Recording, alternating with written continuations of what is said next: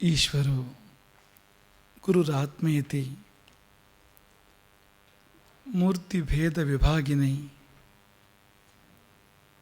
ವ್ಯೋಮವದ್ ದೇಹಾಯ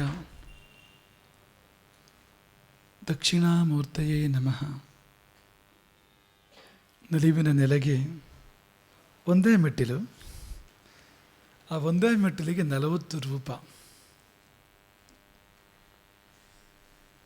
ಮೂರನೆಯ ರೂಪ ಅದು ಪೂಜಾ ರೂಪ. ಅಲ್ಲಿ 3 ದಿನದಿಂದ ಇದ್ದೇವೇನೋ ಬಹುಶಃ.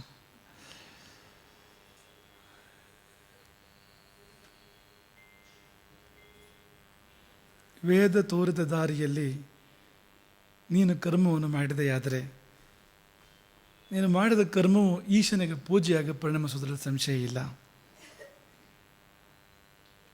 ಪೂಜೆ ಪ್ರಸಾದದಲ್ಲಿ ಪರ್ಯವಸಾನ ಆಗುತ್ತೆ, ಮತ್ತು ವಿಷಾದ ಇಲ್ಲ. ಇದರ ಮೇಲೆ ನಡೀತಾ ಇರೋದು ಮಾತುಕತೆ.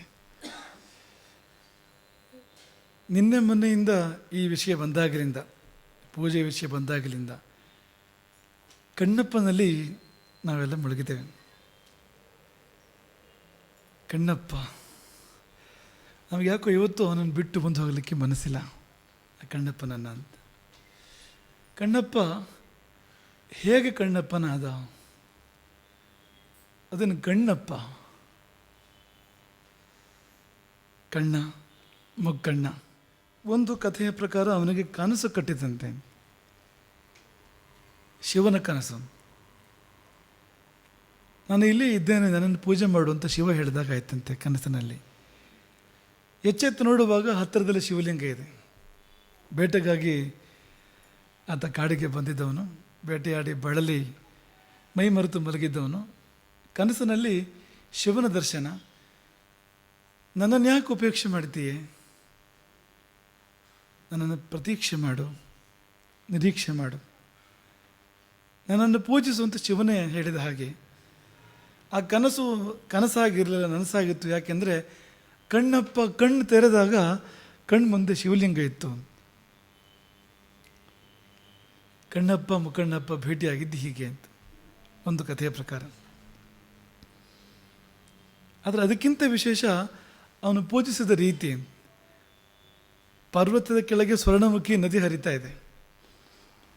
ಅಲ್ಲೇ ಕಾಡಿನಲ್ಲಿ ಬೇಕಾದಷ್ಟು ಹೂಗಳಿದೆ. ನೈವೇದ್ಯಕ್ಕೆ ಹುಡ್ಕೋದು ಬೇಡ, ಅವನ ಭೇಟಿಯಾಡಿದ ಕಾಡು ಪ್ರಾಣಿಗಳ ಮಾಂಸ ಇದೆ. ಅವನಿಗೆ ಪೂಜಾ ವಿಧಿವಿಧಾನದ ಬಗ್ಗೆನೂ ಗೊತ್ತಿಲ್ಲ. ಆದರೆ ಅಷ್ಟು ಗೊತ್ತು ಅವನಿಗೆ. ಪೂಜೆ ಅಂದರೆ ಅಭಿಷೇಕ, ಪೂಜೆ ಅಂದರೆ ಅಲಂಕಾರ, ಪೂಜೆ ಅಂದರೆ ನೈವೇದ್ಯ, ಅಷ್ಟೊಂದು ಗೊತ್ತು ಅವನಿಗೆ. ಹಾಗಾಗಿ ಆ ಕಾಡಿನಲ್ಲಿ ಓಡಿಯಾಡಿ ಒಂದಷ್ಟು ಹೂಗಳನ್ನು ಕೊಯ್ದು ತಲೆಯಲ್ಲಿ ಸಿಕ್ಕಿಸ್ಕೊಂಡಂತೆ. ಆ ಹೂಗಳನ್ನು ಸ್ವರ್ಣಮುಖಿಯ ನದಿಯ ನೀರನ್ನು ಬಾಯಲ್ಲಿ ತುಂಬಿಕೊಂಡಂತೆ. ಪಾತ್ರೆ ಇಲ್ಲ ಪಾಪ, ಬಾಯಲ್ಲಿ ತುಂಬಿಕೊಂಡಂತೆ. ಮೇಲೆ ಬಂದು ಬಾಯಿಂದ ಅಭಿಷೇಕ. ಅದನ್ನು ನಿನ್ನೆ ಮನೆಯಿಂದ ಹೇಳ್ತಾ ಇದ್ದೇವೆ. ಗಂಡೂಷಾಂಬು ನಿಷೇಚನಂ. ಗಂಡೂಷ ಅಂದರೆ ಅದೇ ಬಾಯಿ ಮುಕ್ಕಳಿಸೋದು ನೀರಿಗೆ ಗಂಡೂಷ ಅಂತ ಹೆಸರು ಸಂಸ್ಕೃತದಲ್ಲಿ. ಆ ಗಂಡೂಷಾಂಬು, ಗಂಡೂಷ ಜಲ, ಬಾಯಿ ಮುಕ್ಕಳಿಸೋದು ನೀರು. ಅದರಿಂದ ಆ ಪುರಹರನಿಗೆ ದಿವ್ಯಾಭಿಷೇಕವಾಯಿತು. ಅಭಿಷೇಕ ಮಾಡಿದ. ಆಮೇಲೆ ಅಲಂಕಾರ ಮಾಡಬೇಕಲ್ಲ, ತಲೆಯಲ್ಲಿ ಸಿಕ್ಸ್ಕೊಂಡು ಹೂವಿಂದ ಅಲಂಕಾರ ಮಾಡಿದಂತೆ. ಅದನ್ನು ಶಿವನ ತಲೆ ಮೇಲೆ ಇಟ್ಟಂತೆ. ಮೊದಲು ತನ್ನ ತಲೆ, ಆಮೇಲೆ ಶಿವನ ತಲೆ ಅಂತನೂ ಆಗಿದೆ. ಅದು ಗೋದಾಬರಿ ಕಥೆ ಜೊತೆಗೆ ಇದೆ ಅದು.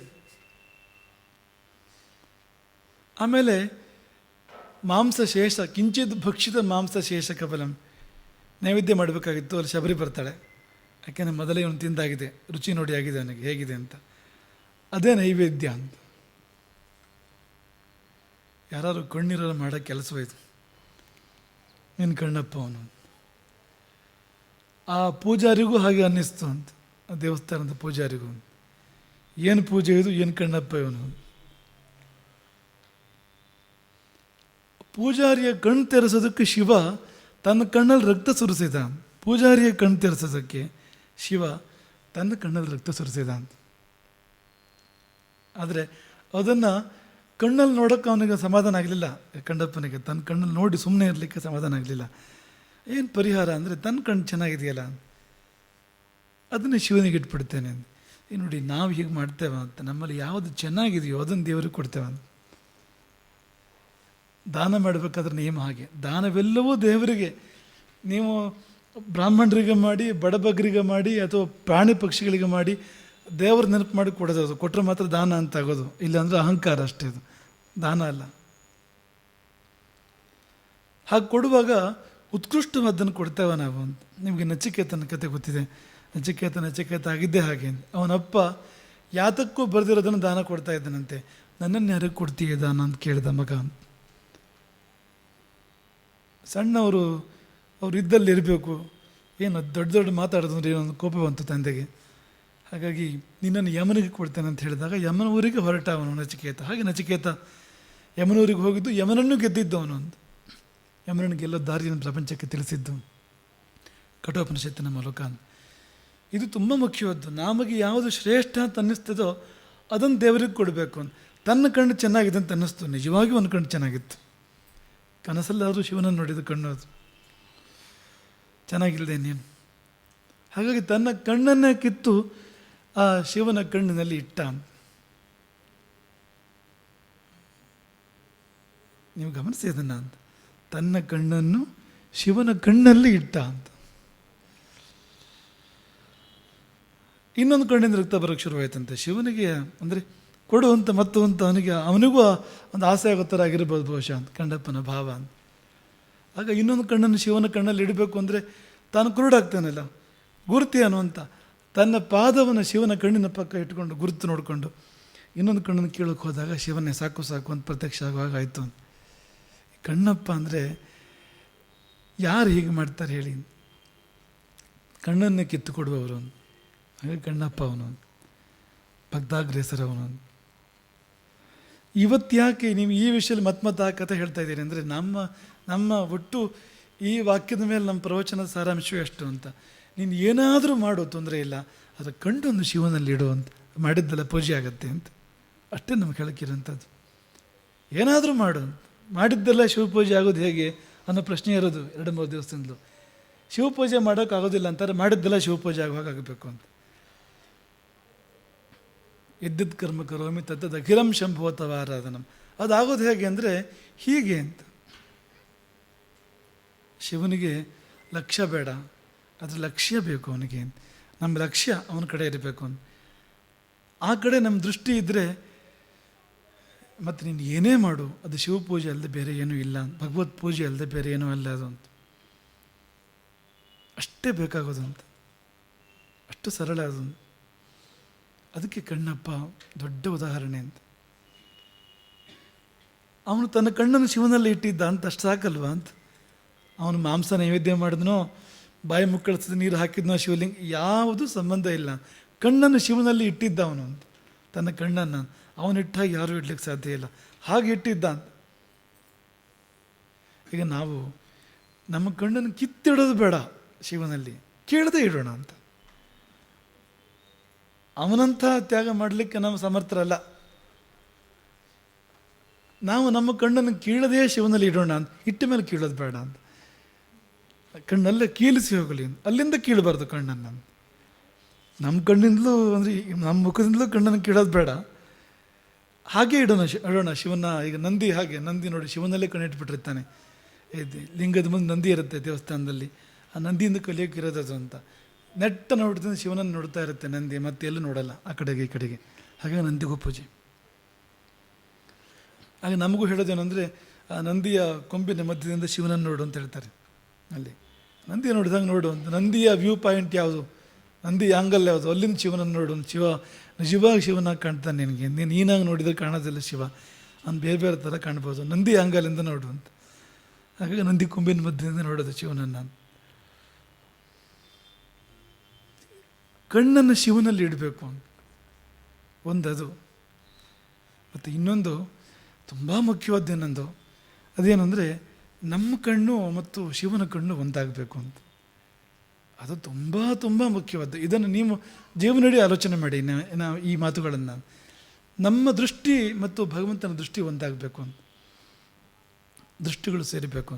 ಈ ಅದ್ವೈತ ಅಂದರೆ ಅದು ಅಂತ ನೋಡಿ. 2 ಕಣ್ಣಿದೆ, ದ್ವೈತ ಇದು, ಇದೊಂದು 2 ಕಣ್ಣಲ್ವಾ. ದೃಷ್ಟಿ ಒಂದೇ, ಒಂದು ಅದ್ವೈತ ಇಲ್ಲೇ ಇದೆ, ಈಗಲೇ ಇದೆ. ರೆಡಿಮೇಡ್ ಅದ್ವೈತ ಅಂತ ಅನ್ಬೋದು ಬೇಕಾದ್ರೆ, ಅಂದರೆ ಇನ್ಬಿಲ್ಟ್ ಅದ್ವೈತ ಅದು. ನಮಗೊಂದು ಉದಾಹರಣೆ ಕೊಟ್ಬಿಟ್ಟಿದ್ದಾನೆ ಭಗವಂತ ಈಗಲೇ ಅದ್ವೈತ ಅಂದರೆ ಹೇಗಿರುತ್ತೆ ಅಂತ. ಎರಡು ಕಣ್ಣು ಒಂದು ನೋಟ ಅಂತ. ಆ ನೋಟದಲ್ಲಿ ಎರಡು ಕಣ್ಣುಗಳು ಅದ್ವೈತ ಅಂತ, ಅಲ್ಲಿ ಒಂದು ಅದ್ವ ಎರಡು ಕಣ್ಣುಗಳು ಅಂತ ಈಗಲೇ ಇದೆ.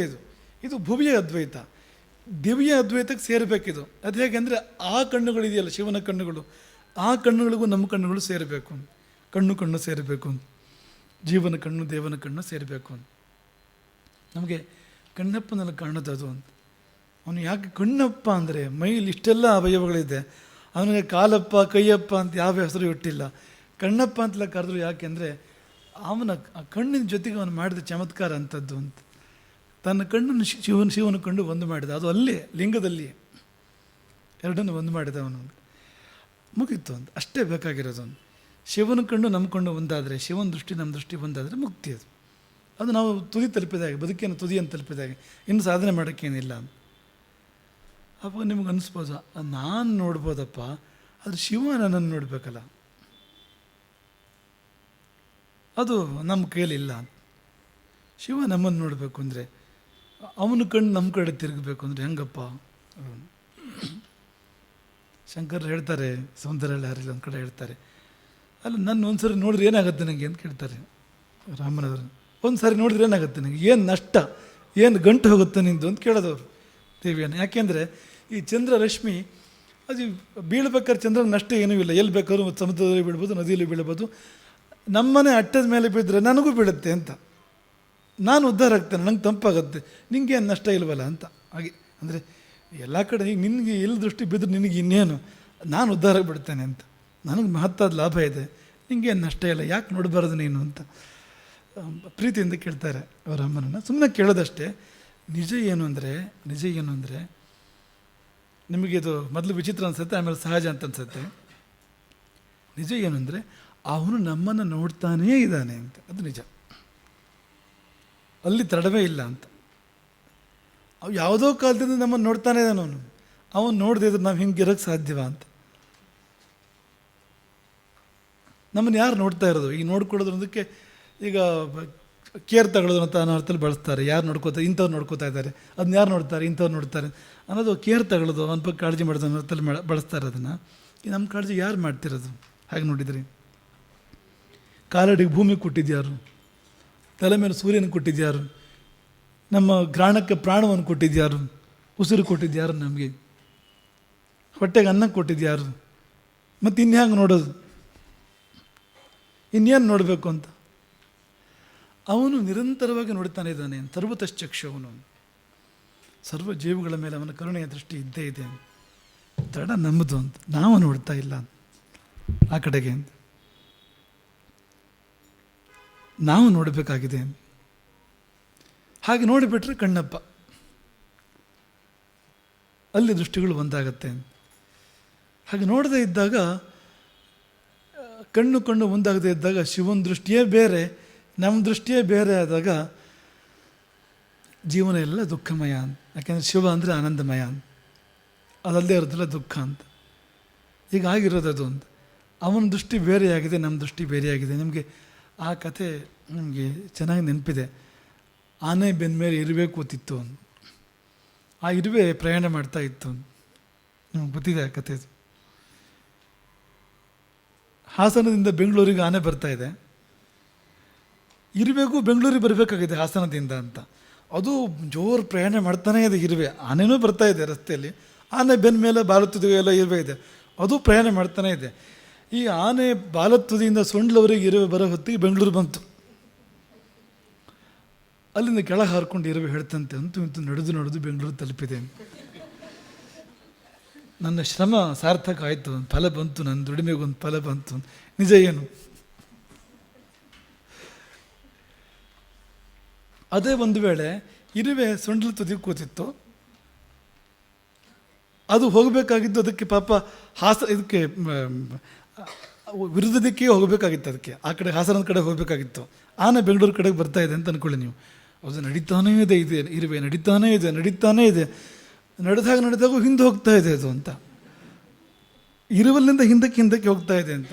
ಕೊನೆಗೆ ಒಂದು ಏನು ಹೇಳುತ್ತಾ ಇರುವೆ ಅಂದರೆ, ಎಷ್ಟು ನಡೆದರೆ ಏನು ಹೇಳಿ, ಅದೃಷ್ಟ ಒಂದು ಬೇಕಲ್ಲ, ಏನು ಫಲ ಇಲ್ಲ ಅಂತ. ಎಷ್ಟು ಕೆಲಸ ಮಾಡಿದೆ, ಎಷ್ಟು ಕಷ್ಟಪಟ್ಟೆ, ಏನಾದರೂ ಫಲ ಬಂತ ಅಂತ. ನಮ್ಮದೇ ಕಥೆ ಇದು ಅಂತ, ನಿಜವಾಗಿ ಇರುವೆ ಕಥೆ ಅಲ್ಲ ಅಂತ. ಅಂದರೆ ನಮ್ಮ ದೃಷ್ಟಿ ಶಿವನ ದೃಷ್ಟಿ ಒಂದಾಗಿಬಿಟ್ರೆ ಆಗ ಆ ಮೊದಲನೇ ಕಥೆ ಅದು. ಈ ಆನೆ ಶಿವ ಅಂತ ಅಂದ್ಕೊಳ್ಳಿ, ಇರುವೆ ನಾವು ಅಂತ ಅಂದ್ಕೊಳ್ಳಿ. ಎರಡೂ ದೃಷ್ಟಿ ಒಂದೇ ಆದಾಗ, ಒಂದೇ ಕಡೆ ಎರಡು ನೋಡ್ತಾ ಇದ್ದಾಗ ಆಗ ಅವನು ನಡೀತಾನೆ, ನಾವು ತಲುಪ್ತೇವೆ, ನಾವು ಅಷ್ಟೇ ಆಗೋದು.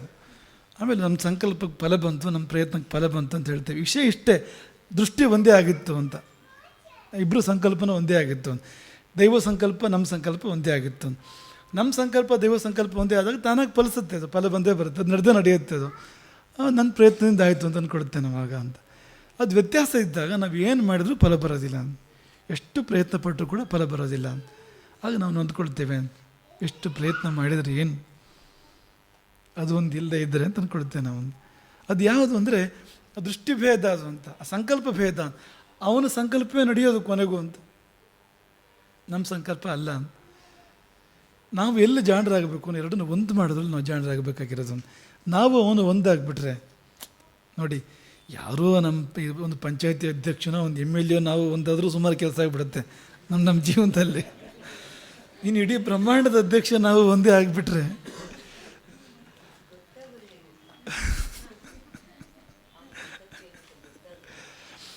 ಒಳ್ಳೆ ಪ್ರಶ್ನೆ ಅದು. ಅವನ ಸಂಕಲ್ಪ ಏನಂತ ಗೊತ್ತಾಗೋದು ಹೇಗೆ ಅಂತ.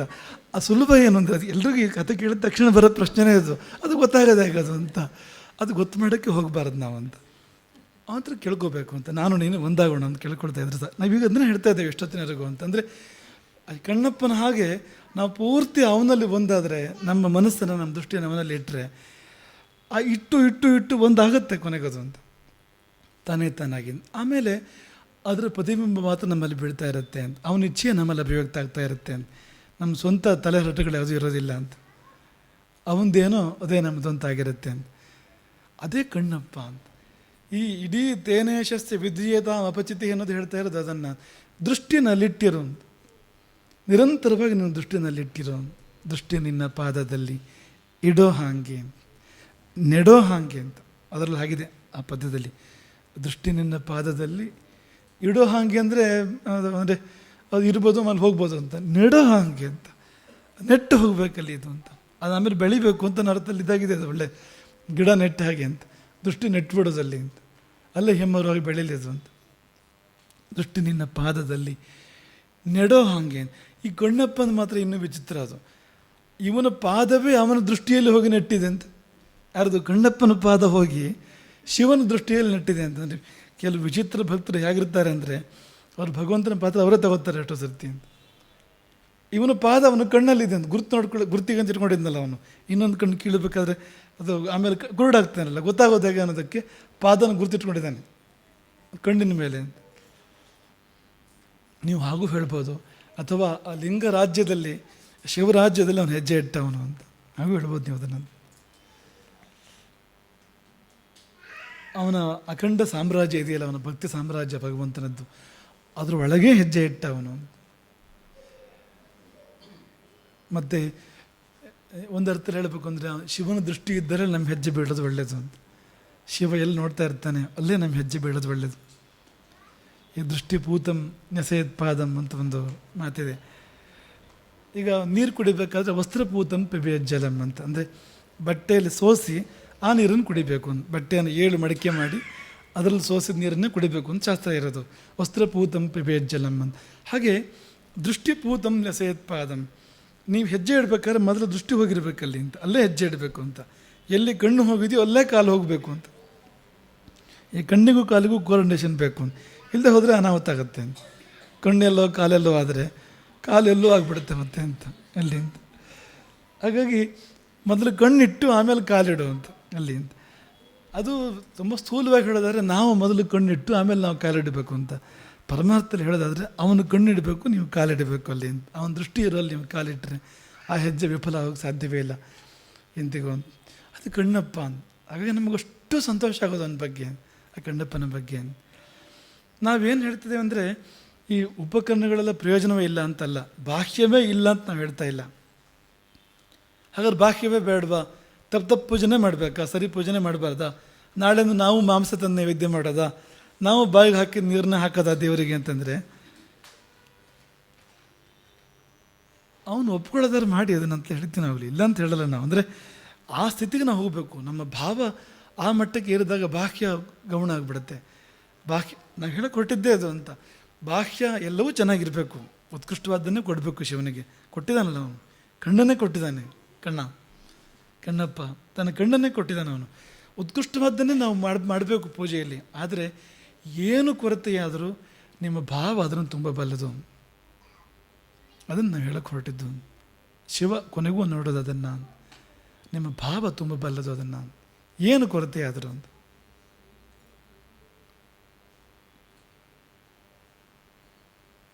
ಅದು ತುಂಬುತ್ತೆ. ಅದನ್ನೇ ನಮ್ಮ ಮನೆಯಿಂದ ಹೇಳ್ತಾ ಇರೋದು. ನೀವು ಈ ಕರ್ಮತಂತ್ರ ಇದೆಯಲ್ಲ, ದೊಡ್ಡ ವಿಜ್ಞಾನ ಇದು. ಈಗ ಯಜ್ಞ, ಯಾಗ, ಹೋಮ, ಪೂಜೆ ಇದೆಲ್ಲವೂ ಕೂಡ ಸೈನ್ಸ್. ಇದು ತುಂಬ ದೊಡ್ಡ ಸೈನ್ಸ್ ಇದು. ಈ ಪ್ರತಿಯೊಂದರಲ್ಲೂ ಕೂಡ ಅದಕ್ಕೆ ಅತ್ಯಂತ ವೈಜ್ಞಾನಿಕವಾದ ಈ ವಿಜ್ಞಾನವೇ ಅಲ್ಲ, ಅಷ್ಟು ಗಹನವಾದ ಕಾರಣಗಳಿದೆ. ನಿಮ್ಗೆ ಹಾಗೆ ಮಾಡೋಕ್ಕೆ ಬಂದರೆ ಅದರಷ್ಟು ಅದ್ಭುತ ಬೇರೆ ಏನೂ ಇಲ್ಲ. ಹಾಗೆ ಮಾಡೋಕ್ಕೆ ಬಂದರೆ ಹಾಗೆ ಮಾಡಿ, ಬರದೇ ಇದ್ದರೆ ಬೇಜಾರು ಮಾಡ್ಕೊಳ್ಬೇಡಿ, ಭಾವದಿಂದ ಮಾಡಿ. ಒಂದು ಸ್ವೀಕರಿಸ್ತಾನೆ ಅವನದನ್ನು. ಅದು ಒಂದು ನಮ್ಗೆ ಹೇಳಕ್ಕಿರೋದು. ಮತ್ತು ಇನ್ನೊಂದು ತುಂಬ ಸುಲಭ ಇದು. ಒಂದು ನಿಮ್ಮ ದೃಷ್ಟಿ ಒಂದಲ್ಲಿ ಇದ್ದರೆ ನೀವು ಏನು ಮಾಡ್ತಿದ್ದೀರಿ ಅನ್ನೋದು ಗಮನ ಆಗುತ್ತೆ. ಅದೆಲ್ಲವೂ ಪೂಜೆ ಆಗಕ್ಕೆ ಸಾಧ್ಯ. ನೀವು ಮಾಡ್ತಿರೋದೆಲ್ಲವೂ ಕೂಡ ಪೂಜೆ ಆಗಕ್ಕೆ ಸಾಧ್ಯ. ಅದಕ್ಕೆ ಅವನೇ ಕಣ್ಣಪ್ಪನೇ ಬಹು ದೊಡ್ಡ ಉದಾಹರಣೆ. ಅವನು ಭಕ್ತಾಗ್ರೇಸರಲ್ಲಿ ಒಬ್ಬನಾದ್ನಲ್ಲ, ಭಕ್ತಿ ಖಿನ್ನ ಕರೋತ್ಯಹೋ. ಆ ಭಕ್ತಿ ಇದೆಲ್ಲವನ್ನು ಮಾಡಿಸುತ್ತೆ ಅಂತ ಹೇಳಿದವರು ಶಂಕರರು. ಭಕ್ತಿ ಅಂದರೆ ಏನು ಅಂದರೆ ಒಂದಾಗೋದು ಅಂತ, ಭಾಗವಾಗೋದು, ಅವನ ಭಾಗವಾಗೋದು, ಅವನಿಂದ ವಿಭಾಗವಾಗದೆ ಅವನ ಭಾಗವಾಗಿ ಇರೋದು. ಈ ಭಕ್ತಿಯ ಭಾಗ ಅನ್ನೋದಕ್ಕೆ ಸಂಸ್ಕೃತದಲ್ಲಿ ಒಂದೇ ಅರ್ಥ, ನೆನ್ಪಿಟ್ಕೊಳ್ಳಿ ಇದನ್ನು. ಅದೇ ಧಾತುವಿಗೆ ಬೇರೆ ಬೇರೆ ಪ್ರತ್ಯಯಗಳು ಬಂದಿದ್ದಾವೆ, ರೂಪ ಬೇರೆ ಬೇರೆಯಾಗಿದೆ, ಅರ್ಥ ಒಂದೇ ಇದೆ. ಅದಕ್ಕೆ ಸಮಾನಾರ್ಥಕ ಪದಗಳು ಸಂಸ್ಕೃತದಲ್ಲಿ. ಭಕ್ತಿ ಮತ್ತು ಭಾಗ ಅನ್ನೋದು ಸಮಾನಾರ್ಥಕ ಪದಗಳು.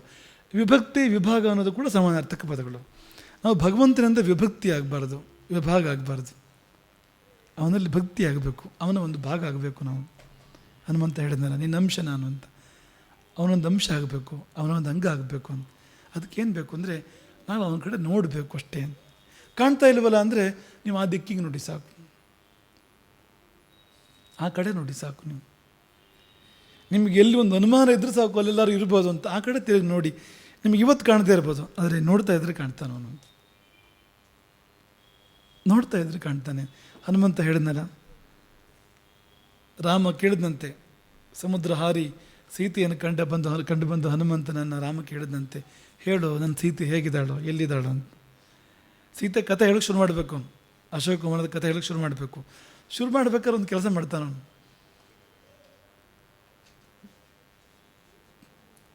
ಅವನು ಸೀತೆಗೆ ನಮಸ್ಕಾರ ಮಾಡ್ತಾನೆ. ಸೀತೆ ಎಲ್ಲಿವಲ್ಲ ಅಲ್ಲಿ, ತಾಮ್ ದಿಶಂ ಪ್ರತಿ, ಆ ದಿಕ್ಕಿಗೆ ತಿರುಗಿ ನಮಸ್ಕಾರ ಮಾಡಿದಂತೆ. ಸೀತಾಜೈ ತಾಮ್ ದಿಶಂ ಪ್ರತಿ, ಸೀತೆಗೆ ನಮಸ್ಕಾರ ಮಾಡಿದ ಹನುಮಂತ. ರಾಮನಿಗೆ ಪ್ರತ್ಯಕ್ಷ ರಾಮ ಕೂತ್ಕೊಂಡಿದ್ದಾನೆ ಮುಂದ್ಗಡೆಗೆ, ಅವನಿಗೆ ಇನ್ನೊಂದು ನಮಸ್ಕಾರ ಮಾಡಿ ಶುರು ಮಾಡ್ಬೋದು. ಇದು ಅವರಿಗೆ ಅಂತ, ಸೀತೆಗೆ ಇದು ಅಂತ ಪ್ರತ್ಯೇಕ ಸ್ಥಾನ ಇದೆ ಸೀತೆಗೊಂದು ಅವನ ಹೃದಯದಲ್ಲಿ. ಹನುಮಂತನಿಗೆ ಎಷ್ಟು ಗೌರವ ಹುಟ್ಟಿರ್ಬೇಕು ಅವನಿಗೆ ಸೀತೆ ಬಗ್ಗೆ, ಹನುಮಂತನಿಗೆ. ಅಂದರೆ ಸೀತೆ ಬಗ್ಗೆ ನಮಗೆ ಸಂಶಯ ಹುಟ್ಟುತ್ತೆ, ಅಲ್ಲಿದ್ದಾಳೆ ಒಂದು ವರ್ಷದಿಂದ ಅಂತ ನಾವು ಯೋಚನೆ ಮಾಡ್ತೀವಿ. ಆದರೆ ಹೋಗಿ ನೋಡಿ ಬಂದವನು, ಅವನ ಮನಸ್ಸು ಹೇಗಿದೆ ಅಂದರೆ ಆ ದಿಕ್ಕಿಗೆ ನಮಸ್ಕಾರ ಅಂತ. ಇಲ್ಲಿಂದ ಅಲ್ಲಿವರೆಗೆ ಏನು ಹೇಳಿದೆ ಎಲ್ಲಕ್ಕೂ ನಮಸ್ಕಾರ, ಎಲ್ಲ ದಾಟಿ ಹೋಗಿ ಸೀತೆಯನ್ನು ಮುಟ್ಲಿ ಆ ನಮಸ್ಕಾರ. ಸೀತಾಯೈ ತಾಮ್ ದಿಶಂ ಪ್ರತಿ ಅಂತಿದೆ ರಾಮಾಯಣದಲ್ಲಿ. ನಮಸ್ಕಾರ ಮಾಡಿ ಕಥೆ ಶುರು ಮಾಡಿದ. ಹಾಗೆ ಈ ಮಧ್ಯದಲ್ಲಿ ಪ್ರಶ್ನೆ ಬಂದ ಹಾಗೆ, ಅಂದರೆ ಹೌದು, ಅವನ ಸಂಕಲ್ಪ ನಮಗೆ ಗೊತ್ತಾಗೋದು ಹೇಗೆ, ಅವನನ್ನು ನೋಡೋದು ಹೇಗೆ ಅಂತ. ನಿಮಗೆ ಏನು ಬರುತ್ತೋ ಹಾಗೆ ನೋಡಿ, ನಿಮಗೆ ಹೇಗೆ ಬರುತ್ತೋ ಹಾಗೆ ನೋಡಿ. ಇನ್ನು ಸುಲಭ ಮಾಡೋದು ಹೇಗೆ, ನಿಮಗೆ ಯಾವ ದಿಕ್ಕಲ್ಲಿ ಶಿವ ಇದಾನ ಅಂತ ಅನ್ಸುತ್ತೋ ಆ ದಿಕ್ಕಿಗೆ ತಿರುಗಿ ನಮಸ್ಕಾರ ಮಾಡಿ, ಆ ಕಡೆಗೆ ನೋಡಿ ಅಷ್ಟೇ. ಮನಸ್ಸಾ ನೋಡಿ ಶಿವ ಅಂತ ನೋಡಿ ಅಂತ, ಅವನು ಎಲ್ಲೋ ಇರ್ಬೋದು ಅಂತ. ಎಲ್ಲಿರುವೆಯೋ ಆ ಭಾವ ನೋಡಿ, ಎಲ್ಲಿರುವೆಯೋ ರಘುನಂದನ, ಎಲ್ಲಿದೆಯೋ ಅಲ್ಲಿಗೆ ನಮಸ್ಕಾರ ಅಂತ. ಹಾಗೇ ಇದೆ, ಅಂಥ ಸುಭಾಷಿತಗಳಿದೆ. ನೀನು ಎಲ್ಲಿದೆಯೋ ಅಲ್ಲಿಗೆ ನಮಸ್ಕಾರ, ನೀನು ಹೇಗಿದೆಯೋ ಆ ರೂಪಕ್ಕೆ ನಮಸ್ಕಾರ. ಯಾದೃಶೋಸಿ ಮಹಾದೇವ ತಾದೃಶಾಯ ನಮಃ. ನಮ್ಗೆ ಗೊತ್ತಿಲ್ಲ ನೀನು ಹೇಗಿದೆಯೇ ಅಂತ. ನಿನ್ನ ನಂದಿ ಹೇಗಿದೆಯೋ, ನಿನ್ನ ಚಂದ್ರ ಹೇಗಿದ್ದಾನೋ, ನಿನ್ನ ಗಂಗೆ ಹೇಗಿದ್ದಾಳೋ, ನಿನ್ನ ಜಟೆ ಹೇಗಿದೆಯೋ ಗೊತ್ತಿಲ್ಲ ನಮಗೆ. ನಿನ್ನ ಬಣ್ಣ ಕರ್ಪೂರದ ಬಣ್ಣವಂತೆ, ಕೊರಳು ಕಪ್ಪಂತೆ. ಯಾವ ಕಪ್ಪು? ನಾವು ನೋಡ್ತಾ ಇರೋ ಕಪ್ಪಲ್ಲಿ ಬಹುಶಃ ಅದು ಯಾವುದೋ ಅಲ್ವೇನೋ. ಯಾವ ಕರ್ಪೂರ? ನಾವು ನೋಡಿದ ಯಾವ ಕರ್ಪೂರ ಅಲ್ವೇನೋ ಬಹುಶಃ ಅದು. ನಾವು ನೋಡಿದ ಯಾವ ವಸ್ತುವನ್ನು ಹೋಲಿಕೆಯೂ ಅಲ್ಲದೆ ಇರ್ಬೋದು. ನೇತಿ ನೇತಿ ಅಂತ ಶ್ರುತಿ ಹೇಳೋದು. ದೇವರನ್ನು ಪರಿಚಯ ಮಾಡಿಕೊಡೋದು ಹೇಗೆ ಅಂತಂದರೆ ಶ್ರುತಿ ತುಂಬ ಚಂದ ಪರಿಚಯ ಮಾಡಿಕೊಡೋದು. ನೀನು ಏನೇನು ನೋಡಿದೆ ಈವರೆಗೆ ಅದು ಯಾವುದೂ ಅಲ್ಲ, ಅದು ಯಾವುದ್ರ ಹಾಗೂ ಇಲ್ಲ, ಅದು ಅದೇ ಅವನ ಪರಿಚಯ.